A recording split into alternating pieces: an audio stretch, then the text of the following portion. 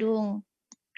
Itu rumusnya perbandingan luas lantai efektif per total dalam persen dikali luas gedung. Oke, berarti persentase luas lantai efektifnya berapa?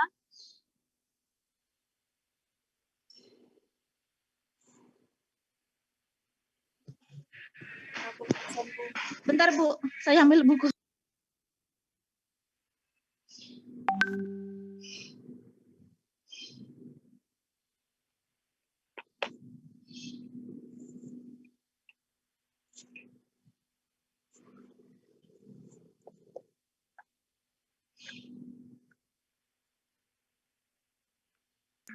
Eh, 60 sampai 70 Bu.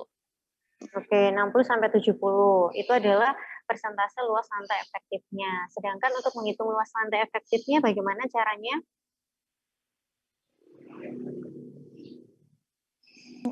Cara menghitung luas lantai efektif itu pakai yang 60 Kak Bu. Yang perbandingan luas lantai efektifnya pakai yang 60%, jadinya 60%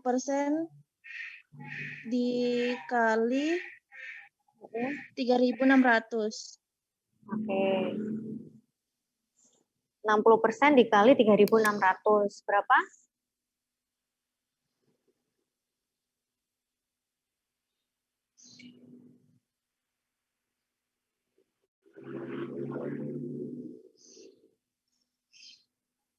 $2.160 Bu. 2.160 meter persegi. Itu berarti itu sudah luas lantai efektifnya ya. Luas lantai efektifnya di gedung perkantoran ini adalah 2.160. Kemudian langkah selanjutnya apa yang dihitung? Itu menghitung jumlah penghuni Bu. Menghitung jumlah penghuni bagaimana caranya? Itu tadi yang luas efektif gedungnya dibagi sama kepadatan hunian. Ya, kepadatan huniannya berapa? Kepadatan huniannya itu menurut buku ini 5 sampai 10 meter persegi per orang, Bu. Ya, jadi berapa jumlah penghuninya? Ini pakai yang 5, Bu. Oke, pakai 5. Jadi cara menghitungnya gimana? Tadi yang luas efektif gedung kan 2.160. Tinggal dibagi 5 sama dengan 432 Oke, 432 orang gitu ya. orang. Kemudian langkah selanjutnya itu mencari pemakaian air sehari. Gimana caranya? Itu jumlah penghuni dikali dengan pemakaian air rata-rata per hari per orang. Ya. Berapa kebutuhan air per hari per orangnya? 100 Bu. Itu 100 sampai 200. Diambilnya yang 100 Bu. Jadi berapa kebutuhan airnya? Dikali 100 sama dengan 43.200. Ya, satuannya? Satuannya itu masih liter Bu. Ntar saya jadikan meter kubik. Jadi dibagi 1.000. Dibagi 1.000 jadi 432 meter kubik per hari. Masa 432 dibagi 1.000 dong. Jadi oh iya Bu, ntar. Salah. Ntar Bu. Dibagi 1.000 ya. 43,2 meter kubik per hari Bu. Ya, kemudian selanjutnya apa yang dihitung? Itu total pemakaian airnya ditambahkan 20% untuk mengatasi kebocoran. Ya. Itu biasanya 20 sampai 30%, tapi yang dipakai 20%, Bu. Ya, jadi berapa di harian totalnya? Harian totalnya berarti 43,2 dikali 20%. Sama dengan 8,64. Oke. Lalu ditambahkan dengan pemakaian air sehari tadi. Ditambah, bentar Bu. Jadi ditambah 43,2. 43,2 sama dengan, lagi. 43,2 ditambah 8,4. Jadinya 51,84, Bu. Oke, 51,84 satuannya Meter kubik per hari. meter kubik per hari. Oke, terima kasih Rifka. Silakan Rifka pilih temannya satu untuk melanjutkan. Fatur, Bu. Fatur yang kemarin bukan ya? Iya, Selain ya. Fatur. Rani, Bu. Rani. Rani, tes suara Rani. Iya, Bu. Oke, bisa melanjutkan Rifka tadi. Rifka sudah sampai di harian total. Tadi ketemunya kalau tidak salah 51,8 ya meter kubik per hari. Nah, selanjutnya apa kira-kira yang dihitung, Rani? Yang dihitung itu selanjutnya debit per jamnya, Bu. Oke, debit per jamnya bagaimana caranya? Itu tuh KID dibagi sama jangka waktu pemakaian. Oke, bagaimana?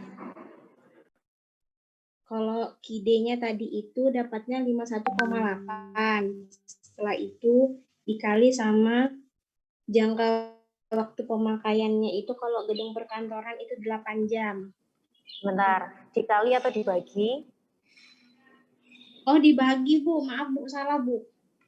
Oke, dibagi sama jangka pemakaiannya adalah 8 jam 8 gitu ya. jam. Iya. Jadi Ketemu hasilnya berapa? 6,475 meter kubik per jam. Oke. Lalu selanjutnya apa? Setelah itu dicari debit jam puncak atau KIH max-nya. Itu caranya KIH dikali faktor jam puncaknya. Kalau faktor jam puncaknya itu 1,5 sampai 2. Itu tergantung sama banyak keluar masuknya orang. Oke. Jadinya Ini pilih berapa faktornya? 1,5 aja, Bu, ya. Oke.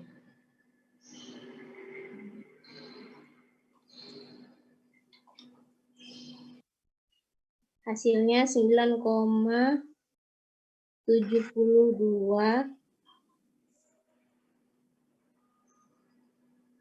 meter kubik Per hari per jam. per hari atau per jam? Karena itu sama-sama satuan waktu ya. Oke, Bu. Jadi 9,72 meter kubik per jam. Gitu, Pak, Bu.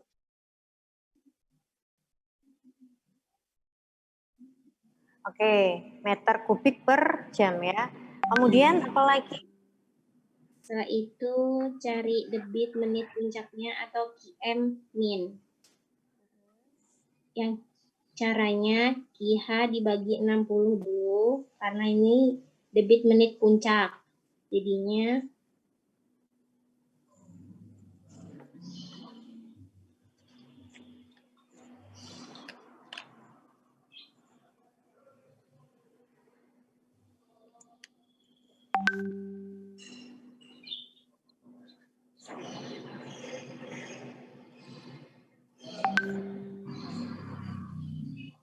Berapa, Rani? 0,86 karena itu sudah dibagi sama 60, Bu. Yang tadi 51,8 dibagi 60, 0,86. Dikali faktor minimal puncaknya, ambil 3 aja, Bu, ya.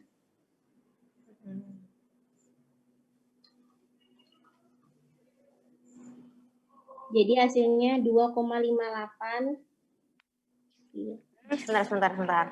Tadi kan debit jam puncaknya itu, debit jamnya, key hour-nya itu adalah 6,48 meter kubik per jam, benar ya?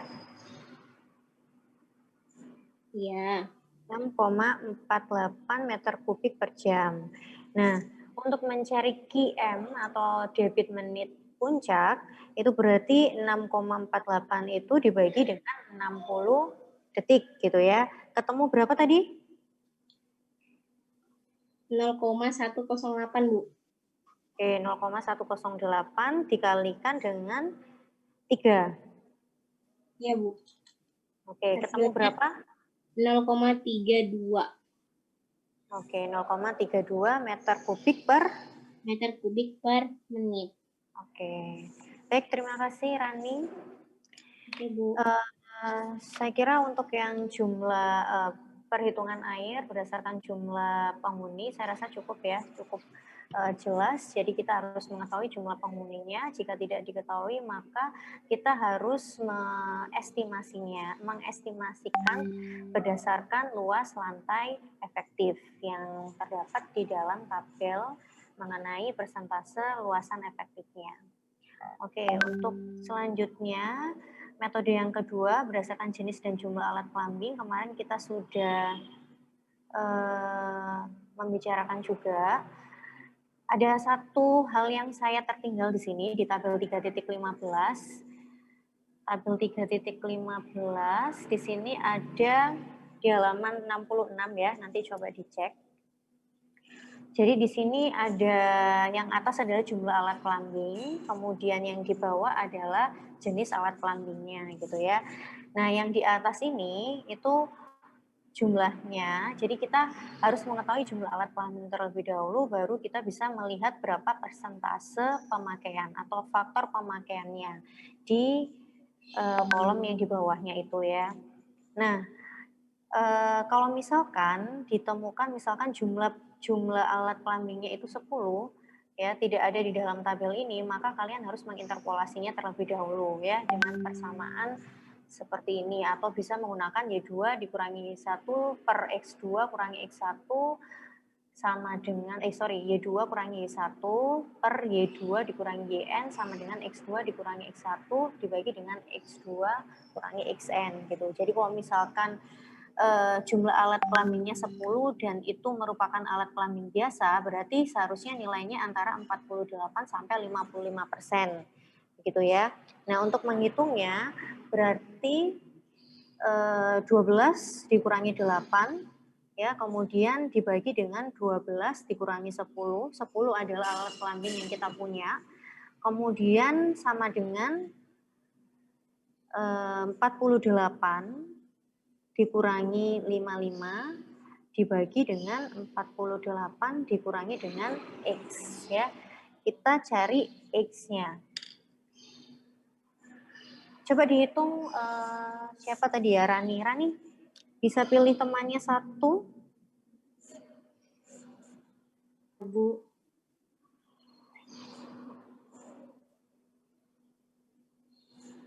Singgi, Bu. Singgi, silakan Singgi. Singgi, tes suara Singgi. Apakah suara saya terdengar, Ibu? Iya, jelas sekali. Bisa agak pelan kata Ibu, tadi saya nggak terlalu ngeh yang YN yang persamaan ini tadi. Iya. Oke. Jadi pertanyaannya, berapa faktor pemakaian untuk 10 alat plumbing yang biasa?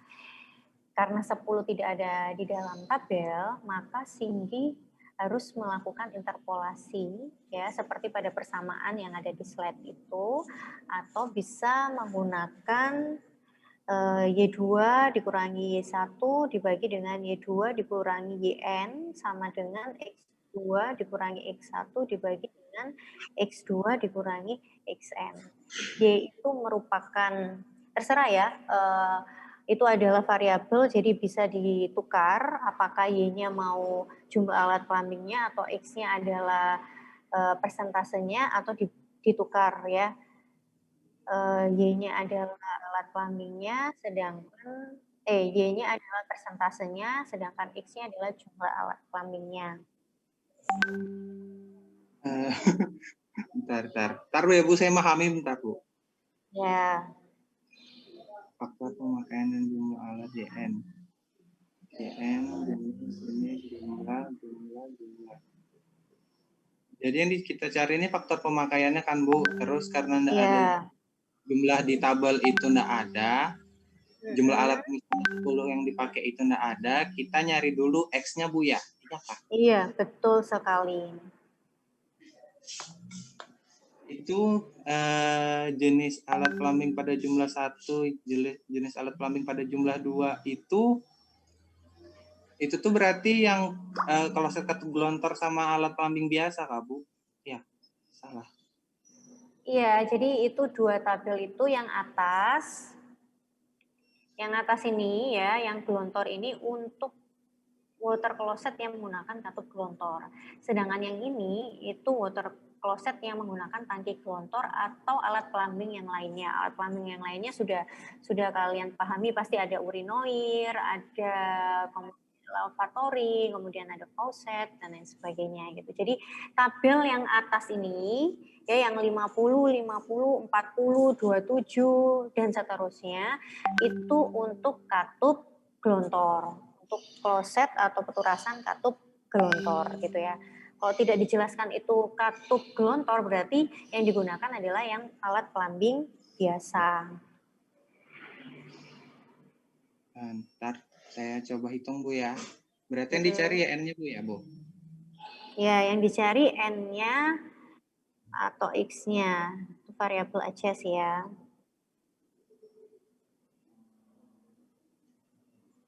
Kalau Y1 kan di sini jumlahnya 10 Bu. Y1-nya itu kita tulisnya yang di kolom yang mana Bu ya? Kan enggak ada. Itu terserah ya. Oke, saya bantu. Kita mencari 10 alat plumbing ya. Jadi jumlah alat plumbingnya itu 10, persentasenya berapa? Itu kan ya pertanyaannya. Nah, untuk 10 berarti kan antara 8 dan 12. Begitu ya, Singgi ya? Iya, Bu. Antara 8 dan 12. Nah, kita cari ini. Kalau misalkan dia plumbing biasa berarti di antara 55 dan 48. Gitu ya? Iya, Bu. Ya, berarti untuk mencarinya itu adalah 55 dikurangi 48 ya. Kemudian dibagi dengan 55 dikurangi X. X itu adalah yang untuk alat kelamin 10 itu. Ya, Bu. Kemudian sama dengan, nah kita gunakan yang atas nih, 8 dikurangi 12 dibagi dengan 8 dikurangi 10. Oh, bentar Bu ya, saya coba hitung. Oke. Y1 berarti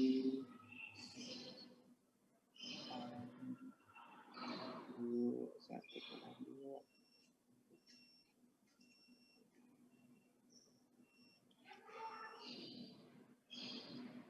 Yang 5 dikurang 48 kali 5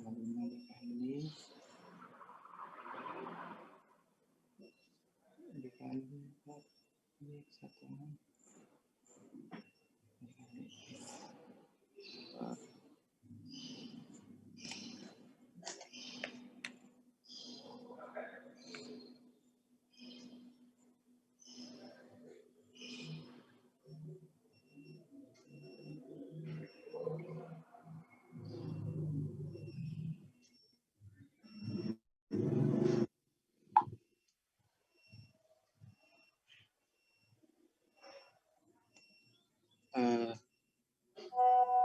yang katup gelontor saya dapatnya 35%, Bu. Kok 35? Nah, kita bisa ngecek tuh jawaban kita salah atau benar itu dilihat dari sini. Ini kan 8, antara 8 dan 12 ya, 10 itu ya. Berarti nilainya itu antara ini, 55, 48 sampai 55%. Kalau misalkan jawabannya Singgi itu 35 ya? Bentar, Bu. Ada salah hitung bentar. Oke. 47, Bu. 47 masih belum loh. 47 ini 48, di atas 48 atau di bawah 55.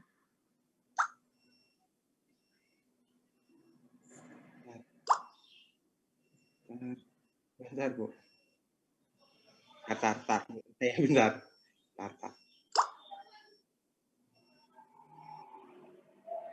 Oh, 51,5, Bu. Oke, ya. 51,5. Nah, karena 51 itu sudah di antara rentang ini, 55 sampai 48, berarti itu sudah betul, gitu ya. Jadi cara mencarinya, kenapa sih, Ngi? Mohon maaf, tadi saya agak salah. Iya, ya nggak apa-apa. Nggak apa-apa ya, salah itu wajar. Terima kasih ya, Singgi ya. Iya, Ibu. Oke, di sini jadi gitu ya caranya. Itu hasilnya nanti harus di antara 48 sampai 45. Nah, ya, 45 sampai 48. Gitu ya. Oke, itu yang tertinggal kemarin yang saya belum jelaskan. Untuk soalnya, ini latihannya nih.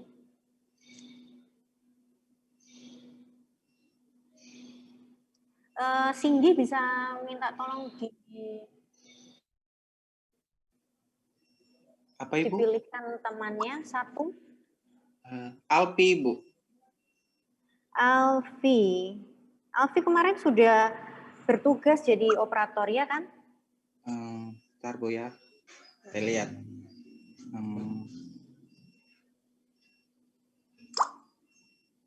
Ridho, Ibu. Ridho, oke. Ridho, tes suara. Terima kasih, Singgi. Ridho, tes suaranya Ridho. Ya, Bu. Oke, kemarin hadir kan ya?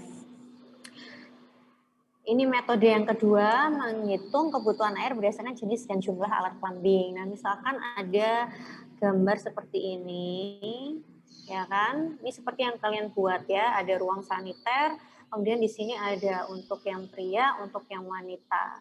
Nah, apa yang dilakukan terlebih dahulu, Ridho, untuk menghitung kebutuhan air berdasarkan jenis dan jumlah alat plumbing? Kita harus tahu apa dulu? Luasnya, Bu. Luasnya untuk yang metode yang pertama. Sedangkan untuk yang metode yang kedua ini berdasarkan jenis dan jumlah alat plumbing, berarti kita harus tahu dari namanya aja, dari nama metodenya. Metode, jenis, dan jumlah alat plumbing. Berarti kita harus tahu Unit alat plumbingnya, Bu. iya, unit dan jumlahnya. Nah, kira-kira yang ada di gambar ini ada alat plumbing apa saja? Ada water closet, lavatory, urinoir, faucet, pipa air bersih, pipa air buangan, sama floor drain. Yang saya minta alat plumbing atau alat saniter ya. Jadi alat plumbing atau alat saniternya ya water closet, lavatory, urinoir, dan faucet. Ada lagi floor drain. Kalau floor drain itu nanti akan diperhitungkan di air limbah gitu ya. Jadi kita identifikasi tadi sudah disebutkan Ridho, alat plumbing atau alat saniternya adalah water closet, lavatory, urinoir, dan faucet. Nah, setelah kita tahu alat plumbing apa saja, jenis alat plumbingnya, apa yang harus kita hitung, Ridho? Penggunaan airnya, Bu. Ya, penggunaan air ini kita mau menghitung penggunaan airnya.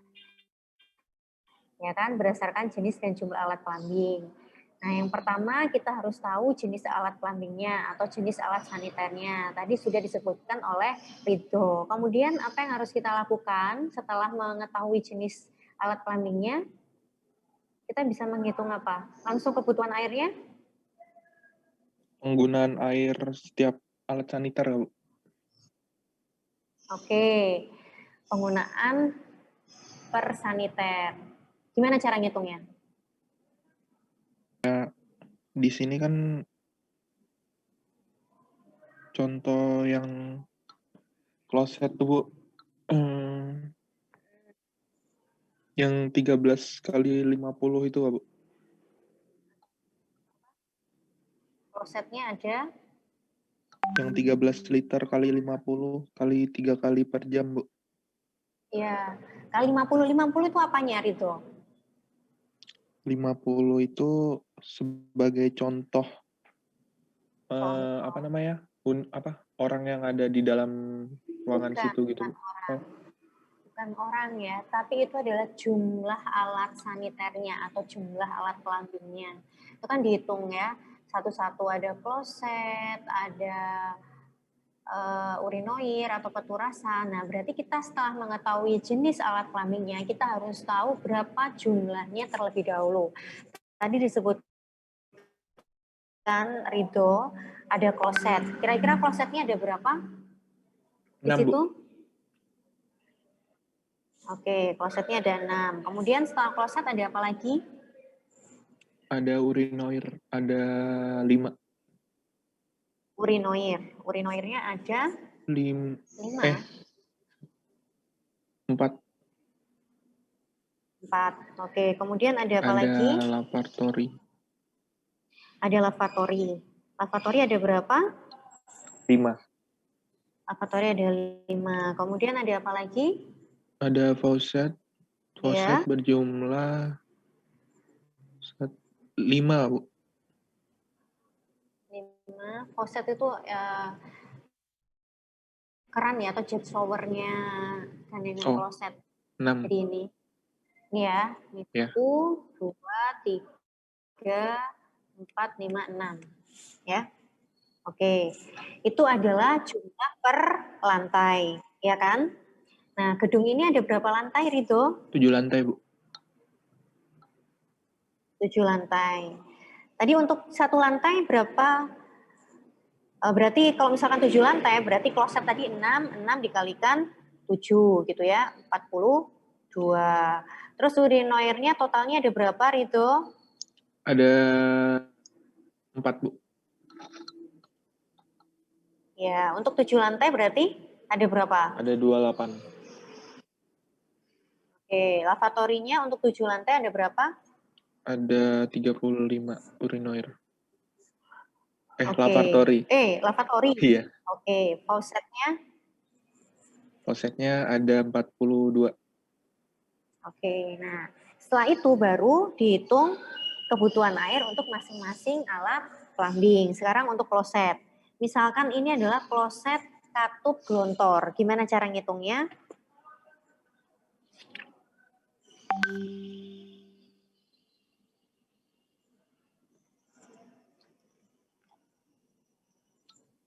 Berarti, Bu, Tabel yang digunakan tabel berapa, Ridho? tabel 3.16, kan, Bu? Berarti 3.16 apa ya? Saya buka dulu 3.16 ini apa? Bukan, 3.16 itu untuk metode berikutnya. Kalau ini menggunakan tabel 3.13 di halaman berapa ini? 49. Silakan dibuka dulu, Ridho dan yang lainnya ya.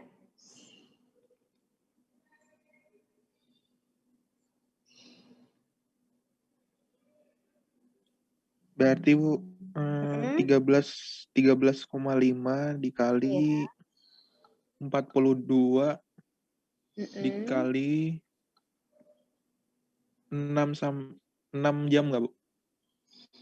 6 kali itu ya, 6 sampai 12 kali per jam. Ya boleh 6 ya, tapi bukan 6 jam itu, tapi 6 kali per jam.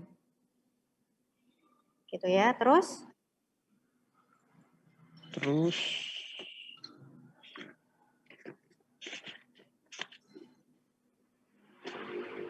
sudah, itu aja 13,5 dikalikan 42 dikalikan 6 kali per jam. Gitu ya? ya Bu. Iya. Nah, karena ini itu jumlah untuk masing-masing alat plumbing itu berbeda-beda ya. Tadi kloset ada 42, urinoir ada 28, lavatory ada 35 dan kloset ada 42.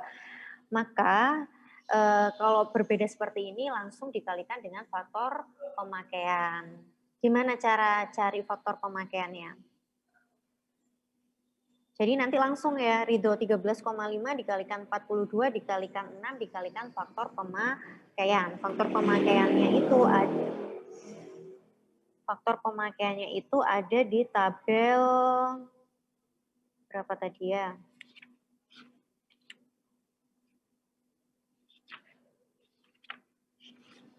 Tabel 3.15 di halaman 66. Di situ untuk jumlah alat plumbing 42 itu tidak ada gitu ya. Jadi harus dihitung terlebih dahulu. Karena ini kloset katup gelontor berarti menggunakan yang baris yang atas. Bentar, saya ke atas dulu ya. Ya ini. Tadi kan jumlah klosetnya, Ridho masih mengikuti ya? Ya Bu. Oke.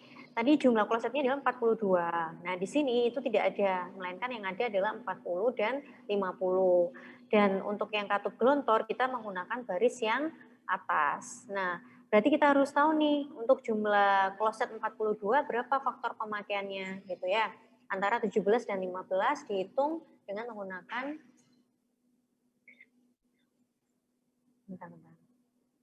menggunakan antara 17 dan 15. Silahkan dihitung, Ridho.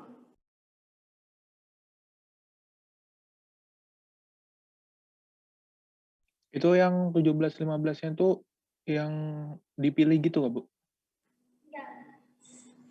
Bukan yang dipilih, melainkan di antara ini harusnya ya rentannya 15 sampai dengan 17. Jadi dihitung sama seperti Singgih tadi ya. Jadi 50 dikurangi 40 ya kan? Kemudian dibagi dengan 50 dikurangi 42 sama dengan 50 berapa ini? Ini 15 ya. Jadi ini 50 kurangi 40 dibagi dengan 50 dikurangi 42, nilai yang kita inginkan, sama dengan 15 dikurangi 17 dibagi dengan 15 dikurangi X, gitu ya. Hasilnya 12,6% Bu. 12,6%, nah itu berarti kurang betul. Karena harusnya antara 17 sampai 15. Di bawah 17, di atas 15.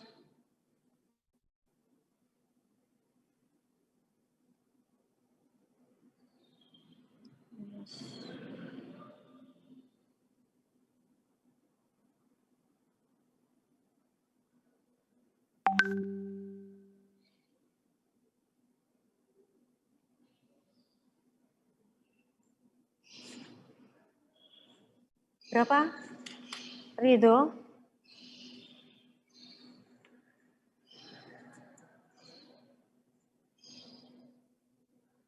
Yang Y1, Y2 tadi itu yang 17 ya Bu. Yang ini, yang 50. Oh, yang di atas ya, jumlah alat plumbing. Sebenarnya bisa dibalik-balik ya, mau Y-nya itu yang alat plumbingnya, jumlahnya, yang atas atau yang bawah terserah sih. Kalau tadi saya yang menyampaikan ke Ridho, itu Y-nya adalah yang ini. Yang jumlahnya, jumlah alat plumbingnya.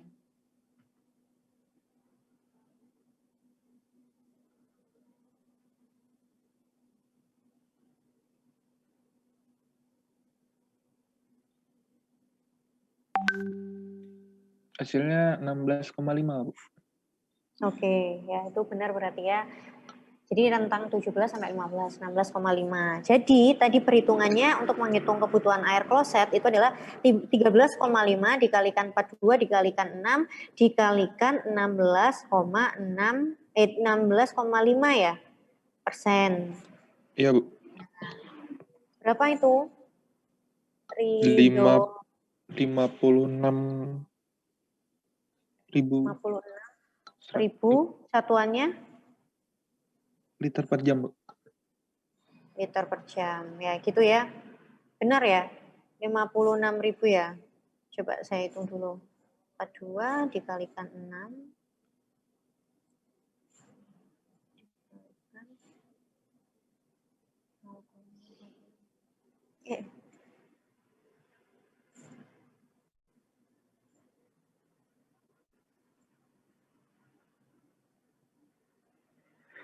Ridho, hati-hati Bu. itu persentase ya. 16,5 itu adalah persen. Jadi itu per 100. Jadi jangan dikalikan 16,5 melainkan 0,165. Jadi hasilnya 561,33, Bu. Iya, betul gitu ya.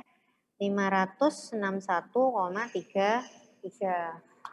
Gitu ya, paham ya Ridho ya? Ya, Bu. Oke, nah nanti untuk keseluruhan dari gedung itu tadi berarti harus dihitung satu persatu urinoir berapa, tadi kloset sudah dihitung oleh Ridho, kemudian urinoir berapa, lavatory berapa, faucet berapa gitu. Kemudian nanti di total itu adalah jumlah kebutuhan air di gedung tersebut untuk 7 lantai ya. Kemudian metode yang berikutnya berdasarkan jumlah alat plumbing itu jauh lebih mudah ya. Sama seperti metode yang sebelumnya berdasarkan jenis dan jumlah alat plumbing, kita harus tahu jenisnya apa saja, kemudian jumlahnya apa saja, kemudian kita hitung berapa UAP-nya. Seperti tadi ini ya, ini 5 lantai aja di sini. Jadi kita identifikasi di sini klosetnya ada 6 ya. Pria 3, wanita 3, kemudian ada urinoirnya. Urinoirnya ini 1, 2, 3, 4 ya, ada 4. Kemudian lavatorinya ada 2 dan ada 3. Kemudian faucetnya itu ada 1, 2, 3, 4, 5, 6 gitu ya. Ada 6 faucetnya. Kemudian ini total untuk per lantainya ya. Jadi kloset ada 6, urinoir ada 4, lavatory ada 5 dan faucet ada 6. Nah, untuk total 5 lantainya berarti tinggal dikalikan 5. Jadi 6 kali 5, 4 kali 5, 5 kali 5 dan 6 kali 5 gitu. Ini adalah total masing-masing alat plumbing untuk 5 lantai.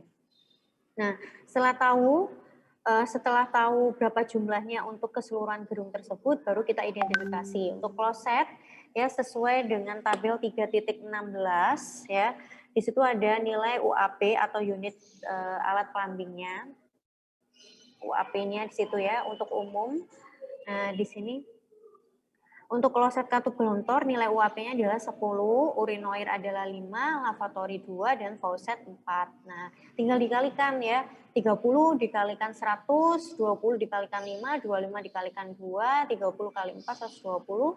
Nah, kemudian ditotalkan, totalnya adalah 570. UAP totalnya adalah 570. Setelah tahu 570, maka kita plotkan di gambar 3.61 halaman 67 gitu ya. Tadi 570 berarti di sekitar sini ya. Nah, sini karena kita katup gelontor, kita menggunakan kurva yang mana? Rifka? Yang nomor 1 atau yang nomor 2? Katup gelontor itu Bu pakai kurva 1 Bu. Oke, berarti kurva 1. Jadi 500 ini ditarik garis 500 berapa tadi? Sorry. 570 kita tarik ke atas sampai berpotongan dengan kurva kurva 1. Setelah berpotongan baru kita tarik garis ke kiri. Gitu ya. Nah, nanti ketemu 570 ditarik ke atas berpotongan dengan grafik yang ke-1, nomor 1, kemudian setelah berpotongan ditarik ke kiri, nanti ketemu ya sekitar berapa itu ya? 600 ya. Ya, ini ada jawabannya ternyata. Sekitar 600 liter per menit. Gitu ya. Sampai sini paham Rifka? Ya Bu, paham Bu. Oke, setelah paham kita masuk ke perhitungan dimensi pipa air bersih. Kita masih ada waktu 10 menit lagi ya. Nah, untuk perhitungan dimensi pipa air bersih, setelah kita tahu kebutuhan air bersihnya, tahapan berikutnya adalah menghitung berapa dimensi atau diameter dari pipa air bersih tersebut. Nah, untuk perhitungan dimensi pipa air bersih ini dapat dilakukan dengan menggunakan 3 metode, yaitu yang pertama metode kerugian gesek, kemudian metode unit alat plumbing, kemudian yang ketiga adalah metode pipa ekivalen. Nah, tapi nanti yang kita pelajari ini hanya 2 saja ya. Yang pertama yaitu metode kerugian gesek dan yang berikutnya adalah metode pipa ekivalen. Itu saja cukup ya. Kemudian langkah pertama dalam perhitungan adalah membuat isometri pipa terlebih dahulu. Nah, isometri itu adalah jaringan gambar detail jaringan pipa yang direncanakan. Gitu ya. Jadi sebelum masuk ke pipa, sebelum masuk ke perhitungan dimensi pipa, berarti kita harus membuat suatu isometri dari perpipaan tersebut atau gambar detail dari jaringan pipa. Nah, isometri ini nanti tergantung kita menggunakan beberapa sistem ya. Jadi kalau misalkan ada sistem air bersih, ada sistem air limbah, itu berarti kita memiliki isometri yang berbeda-beda. Nah, itu yang harus dibuat terlebih dahulu, isometri air bersih. Kemudian hal-hal yang perlu diperhatikan dalam pembuatan isometri itu kita harus memposisikan terlebih dahulu posisi roof tank-nya, kemudian posisi shaft-nya atau ruang pipanya.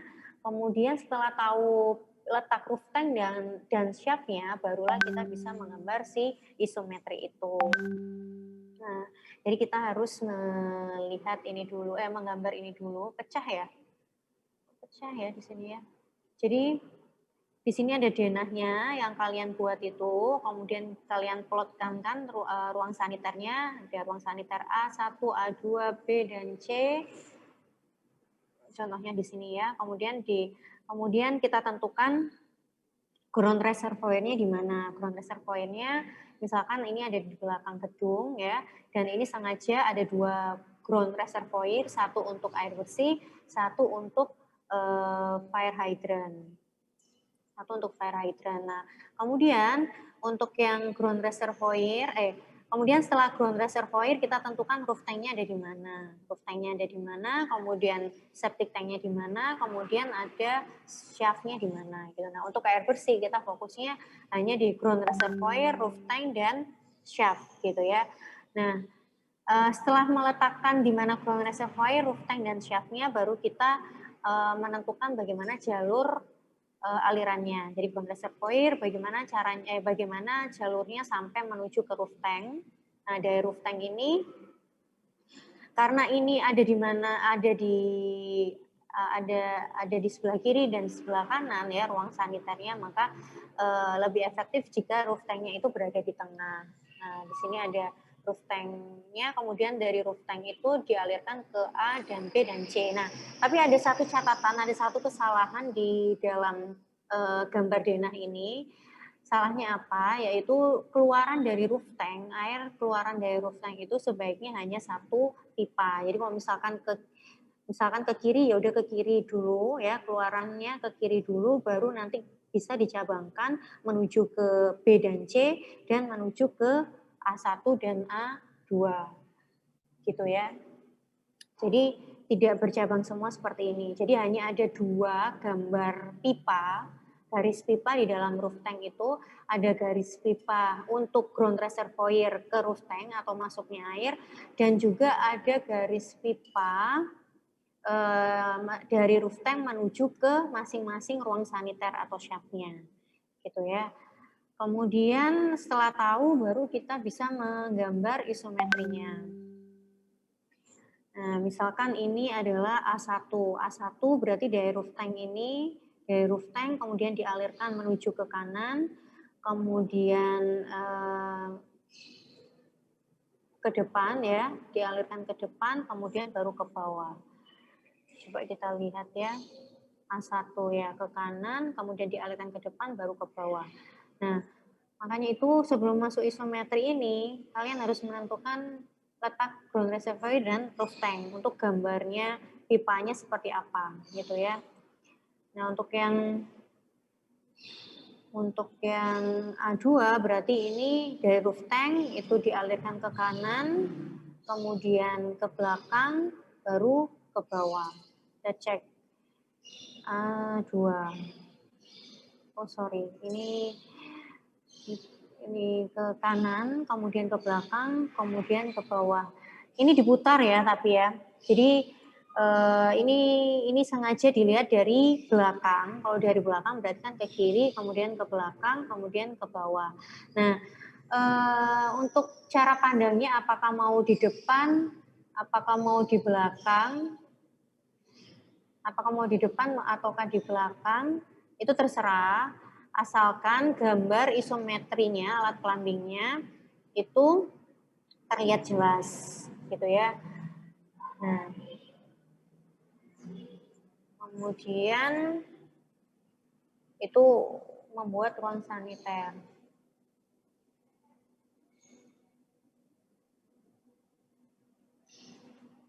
Ya, jadi isometri nanti akan dibuat untuk masing-masing ruang saniter. Kalau tidak salah kemarin saya hanya minta ada 2 ruang saniter. Benar ya, Tiara? Saya minta hanya 2 saniter ya, 2 ruang saniter ya. Iya, Bu. Nah, berarti kalian harus membuat isometri untuk masing-masing ruang saniter itu ada 2 isometri, gitu ya.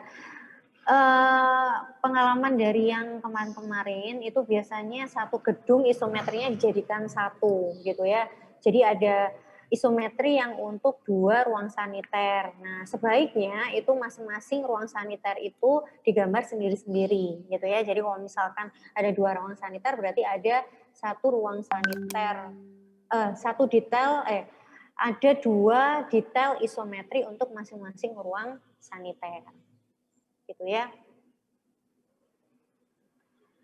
Oke, kemudian, nah untuk metode kerugian gesek mungkin kita lanjutkan di pertemuan berikutnya ya. Di minggu depan kita masih ada 2 pertemuan lagi. Ini pertemuan keberapa ya? 4. Pertemuan kelima ini, Bu. Pertemuan kelima, 6, 7. Oke, nggak masalah. Oke ya, jadi nanti saya akan rekap mana yang perlu diperbaiki dan apa yang harus diperbaiki dari denahnya kemarin. Nah, kalau misalkan yang sudah oke, silakan membuat isometrinya. Jadi tugas untuk minggu ini adalah membuat isometri dari masing-masing ruang saniter yang telah kalian desain. Itu ya. Nanti catatannya paling lambat besok akan saya kirimkan ke siapa? Ke Tiara. Gitu ya, Tiara. Ada pertanyaan sampai sini? Bu, mau nanya, Bu. Iya. Isometri yang dibuat ini isometri yang air bersih atau yang fire hydrant juga, Bu? Enggak. Hanya isometri air bersih, itu saja dulu. Ya, baik, Bu. Ada lagi?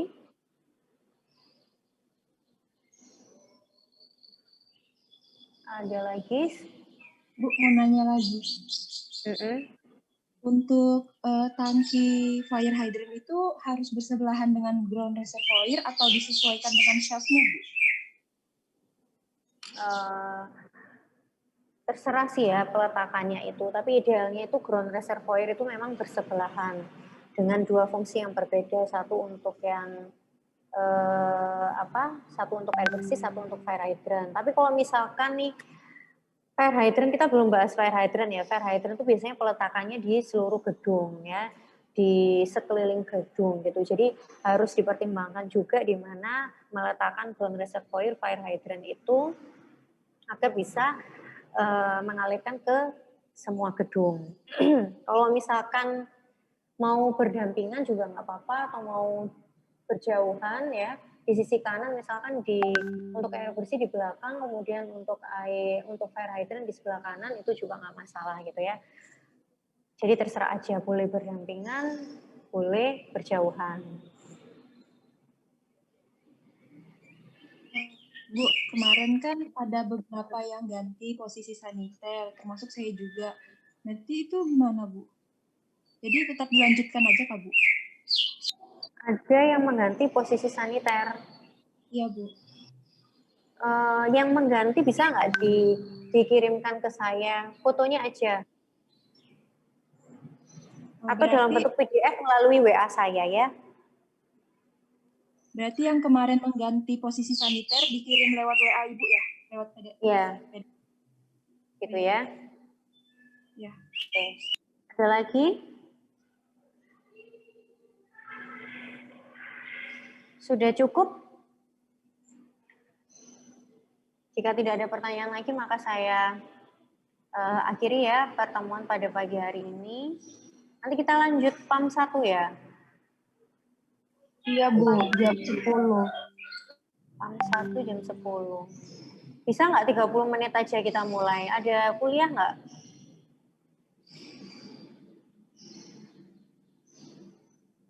PC-nya siapa ya? Iya, Bu. Saya, Bu. PAM. Ya, bisa nggak 30 menit lagi kita mulai ya? Berarti jam 8.40? bisa, Bu. Sorry, 9.40 ya? Iya, Bu. 9.40 ya. Oke? Bisa, Bu.